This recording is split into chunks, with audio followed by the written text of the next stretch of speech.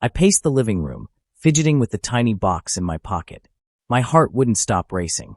Ryan, are you sure she'll like it? I asked, trying to keep my voice steady. Ryan leaned against the doorframe, arms crossed, smirking. Of course she will. Leah loves surprises. You're overthinking it as usual. I frowned. I want it to be perfect. I've planned everything. The flowers, the dinner, the music. Every little thing. Ryan laughed, a little too sharp. Relax. You've done enough. I'll handle the playlist. You just, kneel at the right moment. I rolled my eyes, but a small smile crept onto my face. Thanks, man. I couldn't do this without you. Sure you could, he said, though his tone carried a hint of something I couldn't place. But I like being part of history. I didn't have time to dwell on it. Leah walked in, humming softly, holding a cup of tea. Hey, what's going on? You two whispering again? She asked, her eyes sparkling. I swallowed hard. Just planning something special. For you. She tilted her head, suspicious. Something special, huh? Should I be worried? Worried. I laughed nervously. No. Excited, maybe. Nervous, definitely. But it's good nervous. Leah smirked. I don't know if I trust you with this kind of nervousness. Ryan snickered. Trust him, Leah. He's a disaster in the best way. I shot him a glare. Thanks for the vote of confidence. Leah giggled. Well, if he's a disaster, I hope it's a cute one. I gripped the box tighter. It's not just a disaster, it's a heartfelt, well-thought-out, life-changing disaster. Leah raised an eyebrow, curious. Life-changing, huh? That sounds serious. Very serious, I said. I've been thinking about this moment for months. Every detail, every word, everything. Ryan cleared his throat. I'll be honest, bro. You're making it sound like a Hollywood movie. Just make sure you don't trip on the way to the knee part. I laughed nervously, but my heart thrummed in my chest. If I trip, I hope she laughs with me, not at me. Leah set her cup down. You two are ridiculous. Stop teasing him. He looks stressed enough. I took a deep breath, then looked at Leah. Leah, there's something I need to ask you. Her eyes softened. What is it? I bent down on one knee, opening the small velvet box. The ring sparkled under the soft light. Leah, I love you more than anything. Will you marry me? She gasped, covering her mouth with her hands. Oh my God. I don't know what to say. Ryan's grin widened, clearly enjoying this moment as much as I was. Just say yes, Leah. He's been planning this forever. Tears welled in her eyes. Yes, I'll marry you. I felt a rush of relief and joy, my chest tightening with happiness. You mean it? I asked, laughing and crying at the same time. Yes, I mean it, she said, pulling me into a hug. Ryan clapped me on the back. See? Perfect proposal. Nailed it. I buried my face in Leah's hair. I can't believe this. We're actually getting married. She pulled back, smiling through tears. I know. It feels right. I glanced at Ryan, my brother, and saw that smirk again, like he was keeping a secret, but I pushed it aside. Today was about Leah and me. Nothing else mattered. And in that moment, with Leah in my arms, I felt like the luckiest man alive. Everything was perfect. I leaned against the kitchen counter, sipping my coffee, trying to ignore the tight knot in my chest. Leah and Ryan were laughing in the living room, but something felt off. Ryan, did you just wink at her? I asked, trying to sound casual. Ryan froze for a second, then chuckled. What? No. I mean, maybe. But you're imagining things, bro. I frowned.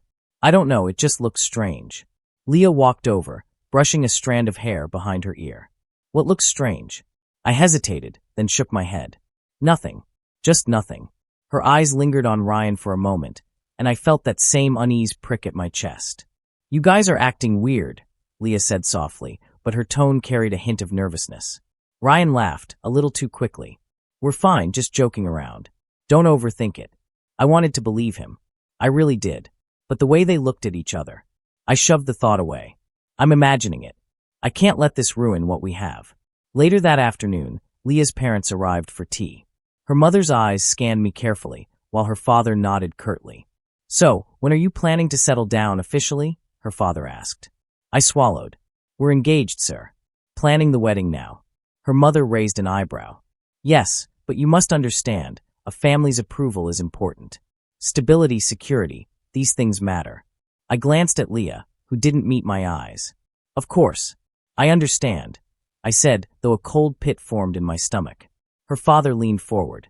Ryan here. He has a position at a reputable firm. Solid. Reliable. You should consider these things. I felt my jaw tighten. I appreciate your concern. I promise I'll do my best. Leah's mother smiled faintly at Ryan. It's good to know there are options, isn't it? I cleared my throat, forcing a smile. I think Leah and I will figure it out together. Ryan gave me a subtle look, one I didn't quite understand. Exactly. Together, he said too smoothly. After they left, I slumped onto the couch, staring at the carpet. Leah, what was that about? She sat beside me, biting her lip. My parents, they have expectations. I didn't want to upset you. Expectations? Like what? I asked, my voice tighter than I intended. They prefer Ryan. They think he's better for me, safer. I laughed nervously, trying to hide the sting. Better, safer. And I'm what? Risky. She shook her head. No, it's not like that. It's complicated. I love you. I promise. But my family, they have a lot of influence. I ran a hand through my hair. So, I'm supposed to just ignore them? No. I'm with you. You're the one I want. But I can't just ignore their opinions completely. Ryan appeared in the doorway, smiling. Hey, everything okay here? I didn't mean to eavesdrop. I forced a grin. Yeah, we're fine. Just talking. He nodded, but the way he looked at us made my stomach twist. Good. Just make sure you're both happy, okay? I wanted to ask him if he was serious, but I didn't. I swallowed my unease. I'm overthinking it. He's my brother. Leah loves me. Nothing else matters. Later, I lay in bed staring at the ceiling, replaying every glance, every word. A tiny voice whispered inside me. Something's not right. Pay attention. I pushed it aside, telling myself I was paranoid. Trust Leah. Trust Ryan. Don't ruin this with suspicion. And as I drifted off to sleep, I didn't notice the faint smirk on Ryan's face as he left the room, leaving me in the dark, literally and figuratively, about the shadows creeping into my perfect life. I couldn't ignore the way my friends had been acting all week. Every time I mentioned Leah, they exchanged glances, a little too quick to notice. Are you sure she's still happy? My friend Daniel asked over lunch, stirring his coffee nervously. What do you mean? I asked, trying to keep my tone light, but my stomach twisted. Daniel looked down at his cup. I don't know, it's just. I heard some things. People say she might be reconsidering the engagement. I laughed, forcing it. Reconsidering? Leah, you're joking. He shook his head. I wish I were. Just be careful, man. I know you love her, but sometimes things aren't what they seem. I left lunch feeling a storm in my chest. That night, I waited until Leah and Ryan were both home. I tried to sound casual. Leah, can we talk for a minute? She set her bag down and looked at me, concern in her eyes. Of course. What's wrong? Nothing's wrong, it's just. I've been hearing things, I said, my voice barely above a whisper. Her brow furrowed. Hearing things? Like what? Just rumors. That maybe you're not as happy as you seem. She shook her head quickly. No. I love you. I swear. I'm not reconsidering. I wanted to believe her, but a flicker of doubt crept in. Are you sure? Because people are talking. Leah stepped closer, placing a hand on my arm. I'm sure. I love you. You have nothing to worry about. Ryan appeared in the doorway, leaning casually. Worry about what, little brother? His smile was too perfect, too polished. Nothing, I said, forcing a grin. Just being paranoid. Ryan tilted his head. Paranoia isn't good for anyone. Leah's happy. You're happy. Right. I nodded, but inside, I felt trapped between relief and unease. His calm tone, it felt like a trap. Later, Leah and I sat in the living room. I tried again, softer this time. Leah, is there something you're not telling me? She sighed, fiddling with her necklace. I just need to think about my family. Their wishes. I don't want to hurt you, but what? I asked, my heart pounding. She met my eyes, trembling slightly. I need a little space to figure things out. I swallowed hard. Space? You mean reconsidering? No, she said quickly, almost desperate. I love you. But my parents, they're worried about us. I can't just ignore them completely. I need to think. I felt my chest tighten. Think about what? About me or about them? Her eyes filled with tears. Both. I don't want to hurt anyone. I need time. I wanted to reach out, hold her, but Ryan stepped closer, placing a hand lightly on her shoulder. She just needs space, bro.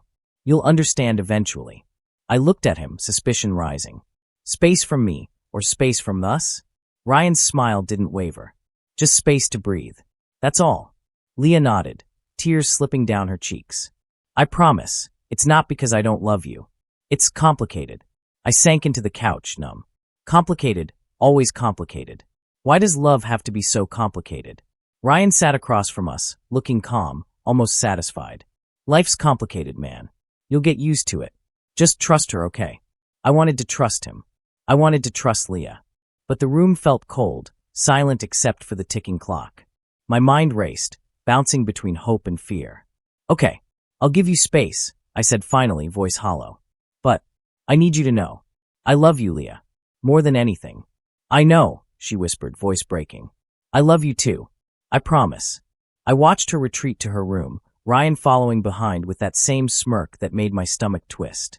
Alone, I realized my trust had been tested, and I had let the first shadow creep in. I came home early that evening, hoping for a quiet moment with Leah. But the air felt heavy, tense, like the room itself was holding its breath. She was standing by the window, hands clasped, face pale.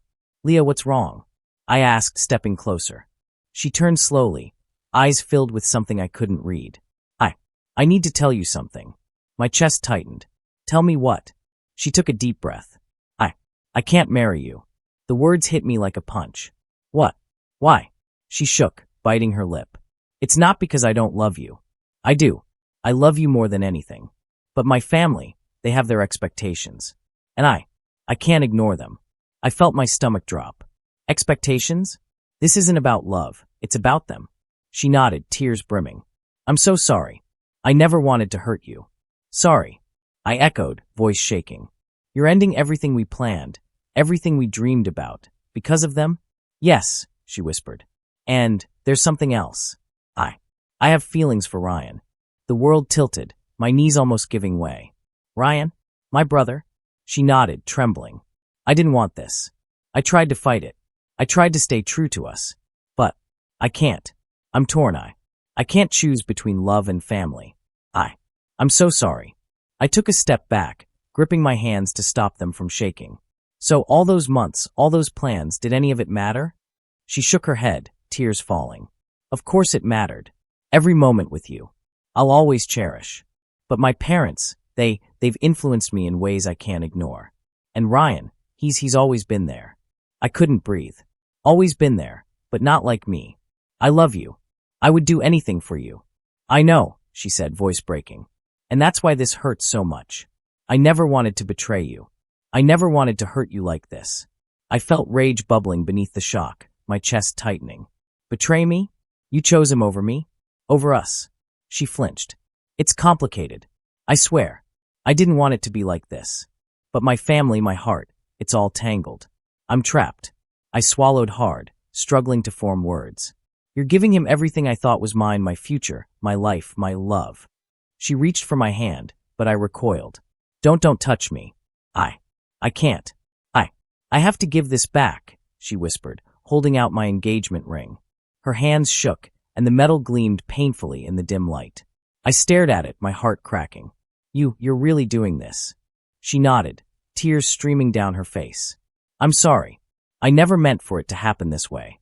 Ryan stood silently in the doorway, arms crossed, expression unreadable. That smirk, it made my blood boil. He didn't need to say a word. I could see his satisfaction. I turned back to Leah, trembling with a mixture of heartbreak and fury. I trusted you. I gave you everything. And now it's gone. Just like that. Her voice wavered. I know. And I'll never forgive myself. I dropped my gaze to the floor, unable to look at either of them. The engagement ring felt like a dagger in my palm. The life I imagined, the dreams, the laughter, the plans all shattered in one breathless moment. I heard her sob quietly behind me, but I couldn't bring myself to comfort her. I couldn't. Not after this. And as she quietly left the room, leaving my ring on the table, I felt the first real sting of betrayal. Not from fate, not from circumstances, but from the people I thought I loved most. I spent the next few days hiding in my apartment, avoiding both Ryan and Leah. Every sound of the door opening made my heart race, expecting the worst. I couldn't face them. Not after the betrayal, not after the ring. My phone buzzed. A message from my best friend, Mark. You okay, man? Haven't heard from you. I typed back. No. Not okay. Later, Mark came over, concern written all over his face. Hey, you've been avoiding everyone. What happened? I looked away, gripping a beer like it would anchor me. Leah, she left me. Chose Ryan. My own brother. Everything gone. Mark sat down beside me. I heard, man, I'm so sorry. That's brutal. I trusted them both. I shouted, the words catching in my throat. I gave Leah everything, my heart, my plans, my life, and she just handed it to him. Mark winced. I can't imagine how that feels. But you can't let this break you. I can't even look at him, I said, thinking of Ryan lounging on the couch during her confession, that smug smirk plastered on his face. Every time I see him, I feel nothing but rage. Mark nodded slowly. You're allowed to be angry. But hiding like this, it won't help. You need to fight for yourself, not fight them. I ran my hands through my hair. I overheard Ryan yesterday, talking to his friend, laughing about how easy it was to get what he wanted. I can't get that image out of my head. Mark's eyes narrowed. That's messed up. But that's him. Not you. You're better than that, man. You'll get past it. I sank back, staring at the ceiling. Better? I don't feel better. I feel hollow. Disgusted. Betrayed. You will feel better, Mark said firmly. You just have to make the choice to move forward. To focus on yourself. I shook my head, bitter. How do I move forward when the people I loved most, they're the ones who hurt me the most? Mark put a hand on my shoulder. Because you're stronger than you think. You survived this. You're still standing. And that's already more than Ryan or Leah can say. They made their choice. Now it's your turn. I wanted to believe him. I wanted the anger, the sadness, the heartbreak to fuel something. But it felt impossible. Later that evening, I walked past Ryan's room. He was talking quietly to someone on the phone, smirking as he laughed. Yeah, it was too easy. He didn't even see it coming, he said, tone dripping with satisfaction. My hands trembled. My stomach churned. I slammed the door shut behind me and leaned against it, heart pounding.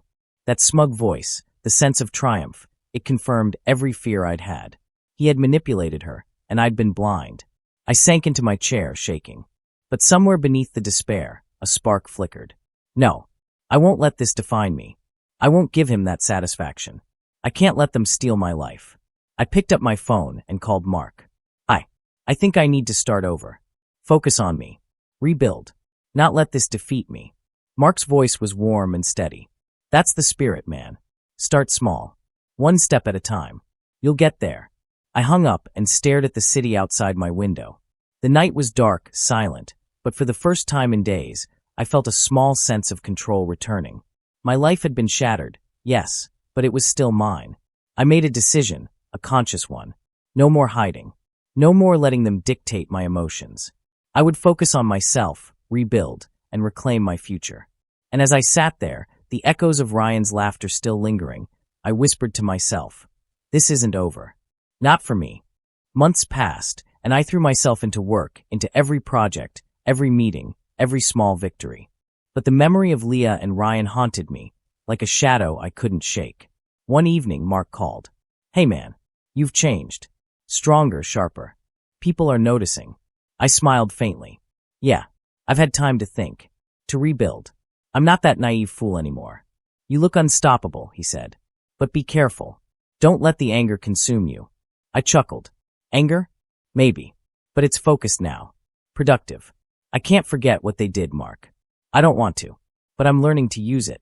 At the office the next day, I watched Ryan from across the room. He was bragging to colleagues, laughing a little too loudly. So yeah, I handled that client meeting perfectly. Everyone said I was brilliant. I leaned back in my chair, observing. His confidence was intoxicating to others, but I saw the cracks. The arrogance. The overconfidence. Later, Mark joined me for lunch. You've been quiet around Ryan lately. Planning something. I smirked, stirring my coffee. Maybe. Or maybe I'm just waiting. Patience is key. Let him slip up. Mark raised an eyebrow. You're thinking revenge? I shrugged. Not revenge yet, strategy. Karma has its way, Mark. I just need to set the stage. That evening, I ran into a client Ryan was handling.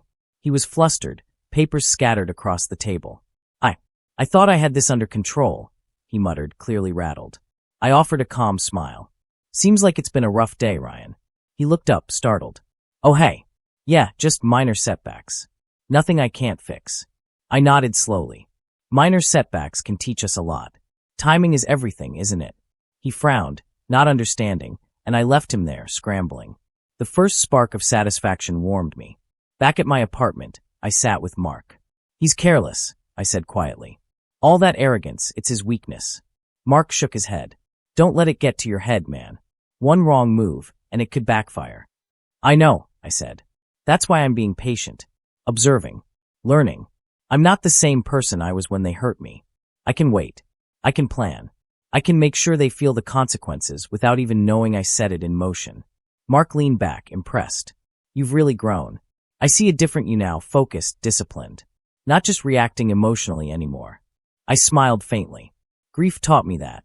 Betrayal taught me that. And watching Ryan stumble, well, it's the perfect teacher. A week later, I attended a networking event. Ryan was there, boasting about his recent successes to Leah's friends, acting untouchable. I moved through the crowd, greeting colleagues, making connections, all while keeping him in my peripheral vision. Mark whispered, "Look at him. So cocky. Doesn't even see the danger around him." I smirked, sipping my drink. Exactly. That's what I want. Overconfidence. Carelessness. Let him think he's untouchable while I quietly build my advantage. Later, in a private moment, I reflected. I could confront him directly. Expose him. Show Leah what she's lost. But that's emotional. That's childish. No, the smarter move is to be patient. Let his arrogance unravel him. Let karma do its work while I rise above it. I watched him laughing with a client, unaware of my presence. A chill of satisfaction ran down my spine. This isn't about revenge yet, not fully. It's about control. About watching the pieces fall exactly where I want them. And as I left the event, I realized the first conscious step had been taken. I wasn't just surviving anymore. I was planning, growing, preparing. The betrayal had ignited a fire. And soon, the world would see what patience and strategy could do. It started small at first. Ryan missed a client deadline. Then, a minor argument with a colleague escalated. Each setback seemed trivial to everyone else, but I noticed. I always noticed. I was at the cafe we used to frequent, sipping black coffee, when Leah walked in with Ryan. My heart thudded, but I stayed calm, observing. "Ryan, can you slow down?" Leah's voice was sharp, almost irritated. "You're rushing through everything, and it's making no sense." "I'm fine, Leah," he snapped, his usual confident tone cracking. "I can handle it." "Handle it? You forgot the Henderson report today," she exclaimed, exasperation evident. He paused, swallowing, then muttered, I'll fix it." I watched them argue silently, the space between them thick with tension. Leah's eyes flicked to me for a moment. There was guilt there. Regret. She didn't speak, just pulled Ryan aside, lowering her voice. I remembered the nights I spent agonizing over her leaving me. And now, seeing this, I felt a strange mixture of satisfaction and sorrow. Not gloating. Just recognition. Choices have consequences. Later, I met Mark at our usual spot. "Did you see them?" he asked, raising an eyebrow. "I did," I said, stirring my coffee. "It's karma in motion. I didn't have to do anything. Just watch." Mark leaned back. "I know, man. But don't let it make you bitter. Enjoy the lessons, not the suffering." I nodded. "I know. It's not pleasure. It's understanding. Seeing their choices unravel naturally. And Leah, I think she's realizing what she lost." The next week, I ran into Leah alone at the park. She didn't notice me at first, pacing slowly. Her voice was quiet but tense as she spoke to Ryan over the phone. I can't do this anymore," she said. "What?" I whispered to myself, stepping closer. "I'm not happy, Ryan. I thought I could, but it's not what I wanted." Her voice trembled, and I could almost see the weight of her guilt. Ryan's reply came, defensive. "Leah, it's fine. We can figure it out. Just stop overthinking." "You don't get it," she exclaimed. "I chose you over him, over what I truly felt. And now, I feel empty. I miss him. I miss what we had." I stayed hidden, heart aching. Even from a distance, I could feel her pain, her regret. "Leah, don't," Ryan began, but she hung up abruptly. I watched her sit on a bench, head in her hands. I wanted to reach out, to tell her everything would be okay, but I didn't. Not now. Not ever. This was her lesson, her consequence. Days later, I saw Ryan pacing in their living room. "Why is nothing working?" he muttered, voice low, almost defeated. Leah sat quietly, watching him. Maybe because you don't understand what love really means, she said softly. He stopped, turning to her, eyes wide. What are you saying? I'm saying, I lost him. I lost the man I truly loved because I followed what I thought was safe. And now, we're just going through the motions. His face paled. I didn't. I thought. You thought wrong, she interrupted, tears brimming. And it's too late to fix it. I leaned against the doorway, unseen, listening. The same heartbreak I felt months ago now mirrored them, reversed. But my heart was steadier now. I had lived through betrayal, rebuilt myself, and grown stronger. I could watch their unraveling without letting it consume me. Later that evening, Mark called. They're falling apart, huh? I smiled faintly. Yes, but I don't feel joy in it. Just reflection. Seeing the consequences of selfishness, of choices made without love. You sound calm. Almost at peace. I am, I admitted. I've realized something important.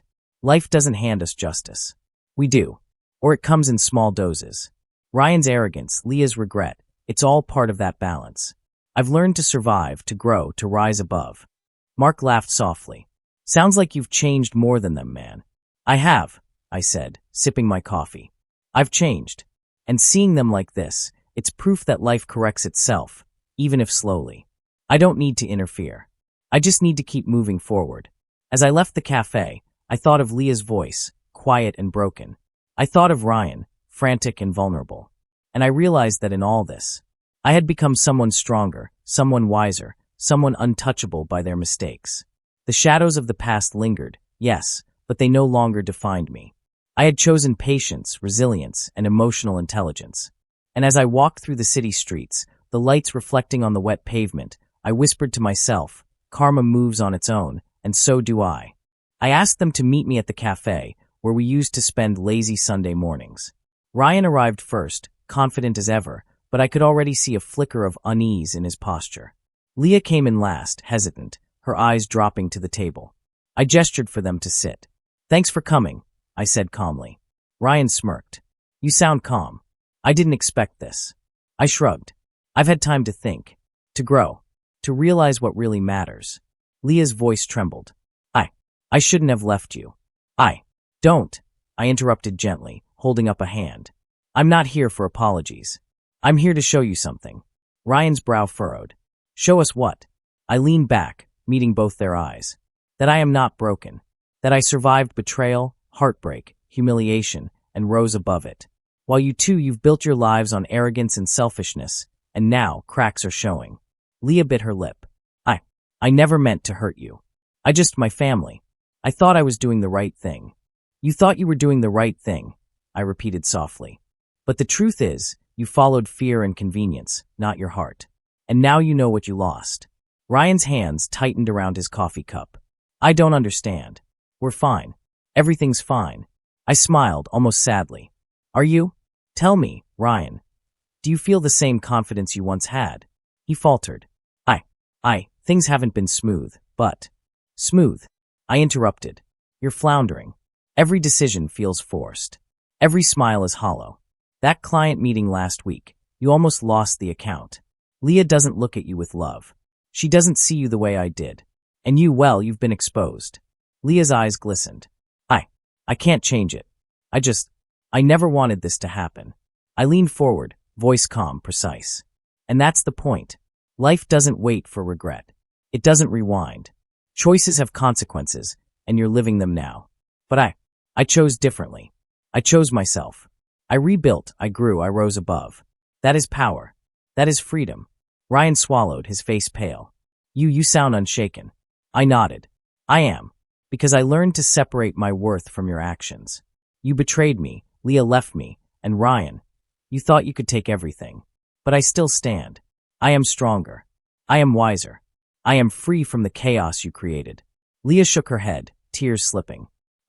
I never realized. You realized too late, I said softly, looking past them at the street outside. Sometimes, understanding comes only after loss. And that is the tragedy of choices made without courage, without love. Ryan's voice cracked. I thought. I didn't see. You didn't see, I echoed. And that's the difference. You built your world on manipulation and arrogance. I built mine on resilience and clarity. And now the contrast is clear, isn't it? Leah buried her face in her hands. I hurt you so much. I shook my head gently. This isn't about blame. It's about seeing the truth. About growth. About accepting consequences. You both will feel the weight of what you've done. And I don't need vengeance. I needed closure. And I have it. Ryan slumped back, defeated. I messed up. I nodded, quietly satisfied. Yes, you did. And now you live with it. Leah, I hope one day you forgive yourself. Not for me, but for you. That's the only way to move forward. Leah whispered, barely audible. I understand. I stood, smiling faintly. I have nothing else to say. Take care of yourselves, and remember, strength doesn't come from taking, it comes from rising above. As I walked out of the cafe, I felt lighter than I had in months. No anger, no bitterness, just calm. I had faced them, faced the past, and I had grown. They would live with regret, and I would live with clarity. For the first time, the betrayal no longer haunted me. It had shaped me, and I was free. I sat on the balcony of my apartment, the city lights twinkling like a million tiny reminders that life goes on. The air was crisp, and I finally felt calm, no anger, no regret, only clarity. Mark called, his familiar voice warm over the phone. Hey man, you've been quiet lately. How are you feeling? I smiled, leaning back in my chair. Better. Stronger. I've realized that what happened, it doesn't define me. It shaped me. I finally understand what matters. That's good to hear. You sound at peace. I am, I admitted. I've learned to value myself, my time, my heart. I'm not chasing what's gone, not living in the shadows of betrayal. I'm moving forward. Mark chuckled. Sounds like you've leveled up emotionally. Proud of you. I laughed softly. Thanks. It wasn't easy, you know?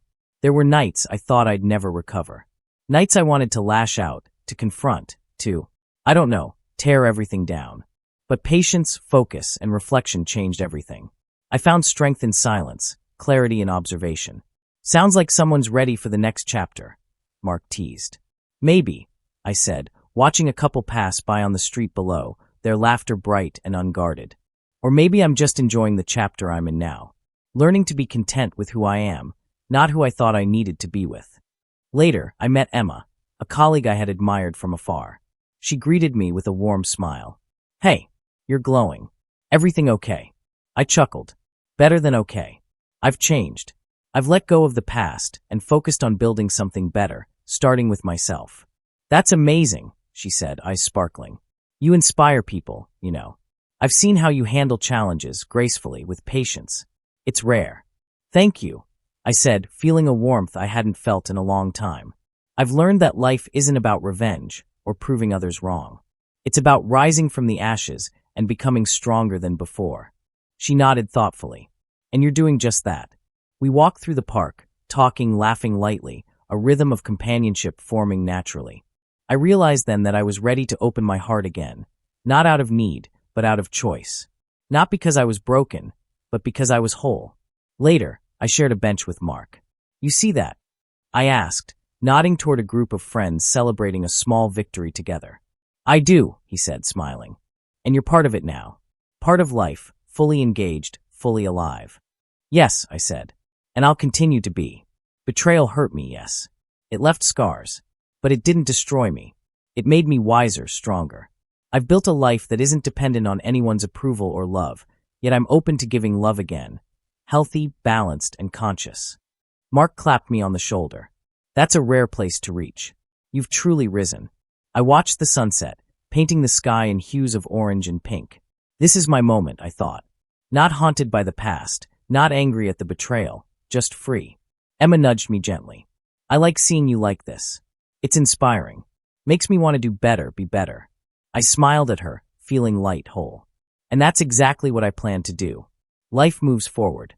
I move forward. And no one's choices, not even those who hurt me, can hold me back anymore. As the night settled over the city, I realized that the pain I endured had given me more than I could have imagined.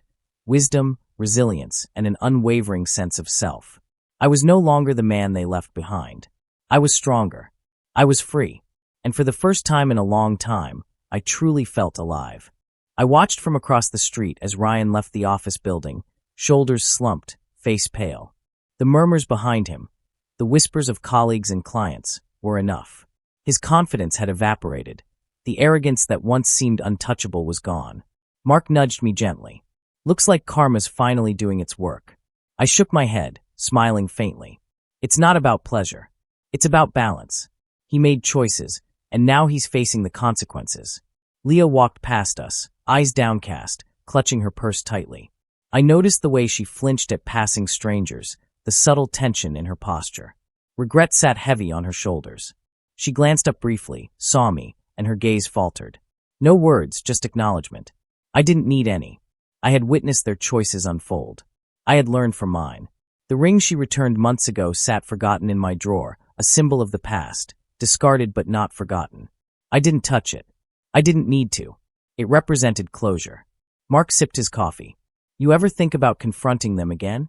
No, I said firmly. There's nothing left to confront. I've grown past that. They'll live with what they've done. That's justice enough. Later that evening, I ran into Emma at the gallery. Hey, she greeted, eyes warm. You look content. I am, I admitted. Watching life unfold, learning, observing, it's freeing. I've realized that I don't need to control every outcome. Some things they correct themselves. She smiled. You've changed. Stronger, calmer. It suits you. Thanks, I said. I've learned to focus on myself. My growth, my decisions, my happiness. That's where true power lies. Emma tilted her head, curious. And what about them? Ryan, Leah? I looked out the gallery window at the city lights. They'll feel the weight of their choices. Ryan's lost respect, trust, and credibility.